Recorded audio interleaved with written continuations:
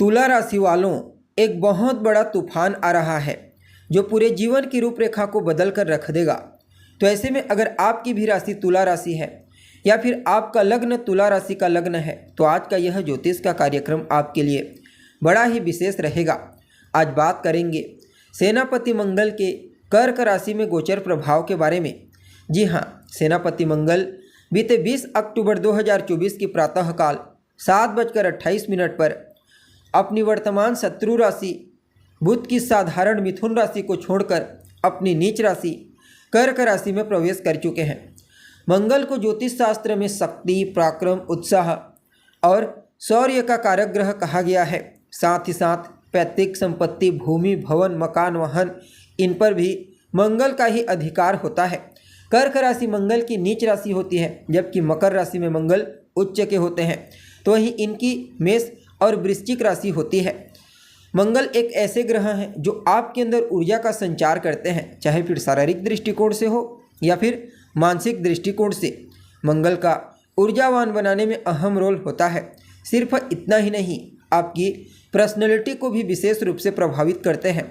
मंगल का बलवान होना जातक को दिखने में बोल्ड और आकर्षक बनाता है। अच्छी हाइट होती है और ऐसे लोगों के अंदर कूट कूट करके ऊर्जा भरी होती है। विशेष करके जिन क्षेत्रों में पराक्रम, उत्साह, साहस, शौर्य दिखाना होता है, ऐसे क्षेत्रों में इन लोगों की भूमिका विशेष होती है। शुभ अवस्था में सेनापति मंगल का जन्म कुंडली में विराजमान होना यह जीवन में कई प्रकार से लाभ देता है। जमीन, जायदाद, प्रॉपर्टी का लाभ देता है। ठीक इसके विपरीत यही मंगल अगर कमज़ोर हो जाए, अशुभ हो जाए, तो फिर प्रॉपर्टी से संबंधित प्रॉब्लम, जीवन में कई समस्याएं आती है। शत्रु, प्रतिद्वंदी, कंप्यूटरों के द्वारा आपके ऊपर हावी होना, ब्लड से संबंधित प्रॉब्लम, जमीन जायदाद से जुड़ा मामला, ये सब के सब कमज़ोर मंगल के लक्षण होते हैं। इसलिए हर परिस्थिति में इनका बलवान होना जरूरी होता है। अब इतनी जानकारी के बाद चलिए आगे बढ़ते हैं और जानने का प्रयास करते हैं सेनापति मंगल का अपनी नीच राशि कर्क राशि में गोचर करना आप सभी तुला राशि वालों के लिए क्या परिणाम लेकर के आया है। वीडियो में आगे बढ़ने से पहले अगर आप चैनल पर पहली बार आए हैं तो चैनल को सब्सक्राइब कर बेल आइकन को प्रेस कर दें, ताकि आपको इसी प्रकार की महत्वपूर्ण जानकारी समय समय पर प्राप्त होती रहे। वैसे देखा जाए तो मंगल एक राशि में लगभग 40 से 45 दिनों तक ही रहते हैं, उसके बाद दूसरी राशि में ट्रांजिट कर जाते हैं। लेकिन इस बार इनका गोचर 40-45 दिनों का नहीं बल्कि पूरे 231 दिनों तक के लिए हुआ है। कर्क राशि में रहते हुए आपको प्रभावित करेंगे।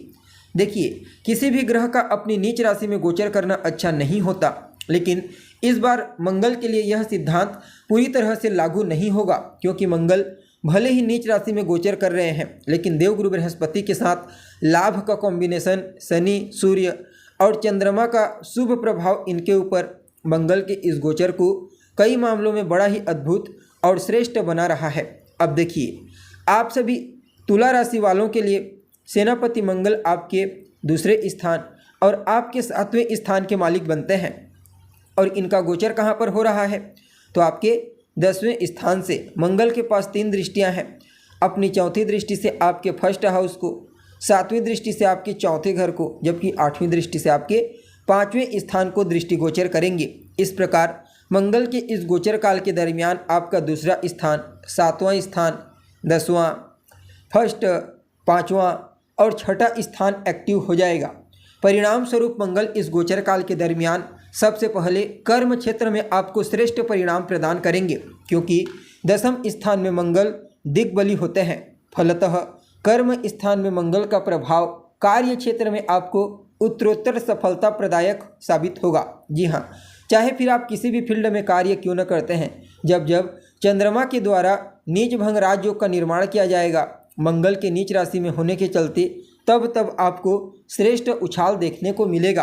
और देवगुरु बृहस्पति के साथ लाभ का कॉम्बिनेशन होने के चलते 8वें और 10वें भाव में आकस्मिक रूप से आपको कर्म क्षेत्र से लाभ की प्राप्ति होगी। चाहे फिर आप कोई भी कार्य क्यों न करते हैं, चाहे आप नौकरी करते हैं या फिर किसी भी प्रकार से कोई बिजनेस व्यापार करते हैं, तो वहाँ पर इन दोनों ग्रहों की सकारात्मक कृपा दृष्टि आपको अवश्य प्राप्त होगी। खास करके वह सभी जातक जो पुलिस, मिलिट्री, सेना, फोर्स इत्यादि के क्षेत्र में कार्य करते हैं, उनके लिए तो इस गोचर काल को किसी वरदान से कम नहीं कहा जा सकता, कार्य क्षेत्र में आपका दबदबा बढ़ेगा, कार्य करने की क्वालिटी में निखार आएगा, जिससे हर कोई आपसे प्रभावित होने वाला है। बाकी मंगल का जो प्रभाव है ना दोस्तों, यह आपकी पर्सनैलिटी, आपके व्यक्तित्व को भी प्रभावशाली बनाएगी। हालांकि कुछ मामलों में सावधानी भी बरतनी है, जैसे कि इस गोचर काल के दरमियान आपको अपने क्रोध पर, अपने अहंकार पर पहले तो नियंत्रण रखना होगा। और दूसरी बात, इस गोचर काल के दरमियान आप अगर अपनी वाणी को शालीनता से इस्तेमाल करते हैं, किसी से भी बात करते समय अपनी वाणी में शालीनता लाते हैं, तो फिर आपकी वाणी प्रभावशाली तो रहेगी लेकिन लोगों को कड़वा नहीं लगेगी। तो इस बात का आपको ध्यान रखना चाहिए। बाकी मंगल आपको पैतृक संपत्ति प्रदान करेंगे। पैतृक संपत्ति को लेकर अगर कहीं कोई चिंता थी, कोई समस्या थी, तो उसे दूर करने में अहम भूमिका निभाने वाले हैं। आपके अंदर विशेष रूप से ऊर्जा का संचार करेंगे, जिसके परिणाम स्वरूप आप अपने कार्य क्षेत्र में एक्टिव हो जाएंगे और आपके द्वारा किया गया हर कार्य इस समय आपको विशेष प्रॉफिट प्रदान करने वाला है। बाकी मंगल की जो 7वीं सीधी दृष्टि है वह आपके भौतिक सुख साधनों में वृद्धि करने का प्रयास करेगी, क्योंकि मंगल तो इन चीज़ों के कारक होते ही हैं, खास करके प्रॉपर्टी, ज़मीन जायदाद। अगर आप कोई प्रॉपर्टी बेचना चाहते हैं या फिर खरीदना चाहते हैं तो भी आपके लिए समय अच्छा रहेगा। और अगर आप कोई घर बनाना चाहते हैं या फिर घर खरीदना चाहते हैं तो भी आपके लिए समय अच्छा रहने वाला है। सामाजिक क्षेत्र में आपका रुतबा बढ़ेगा, सामाजिक वैल्यू बढ़ने वाली है। सामाजिक जो पेंडिंग पड़े हुए कार्य हैं वे सभी कार्य आपके पूरे हो जाएंगे और कुछ सामाजिक क्षेत्र में आपका इन्वॉल्वेशन एक अलग पहचान दिलाने में आपके लिए विशेष सहायक साबित होगी। बाकी मंगल की जो 8वीं दृष्टि है उसका प्रभाव आपके 5वें स्थान को एक्टिव करेगा। देखिए, मंगल एक अग्नि तत्व के ग्रह हैं, जहाँ गोचर करते हैं जिस स्थान से, जिस राशि से, वहाँ और जहाँ जहाँ पर इनकी दृष्टियाँ जाती है वहाँ जो रिश्ते होते हैं उसमें गर्माहट उत्पन्न करते हैं, तनाव उत्पन्न करते हैं। तो मंगल की जो दृष्टि है वह आपके साथ, आपके संतान के साथ आपके तालमेल को कमी कर सकती है, कुछ न कुछ वैचारिक मतभेद करा सकती है। और माता के साथ भी तालमेल में कमी, वैचारिक मतभेद इस गोचर काल के दौरान देखने को मिल सकती है। सो आप अपनी तरफ से हर प्रकार से झुकने का प्रयास कीजिए। वास्तव में तो ऐसा मुमकिन नहीं है, लेकिन फिर भी अगर आप ऐसा करते हैं तो निश्चित तौर पर कोई ज़्यादा समस्या आपको नहीं होगी।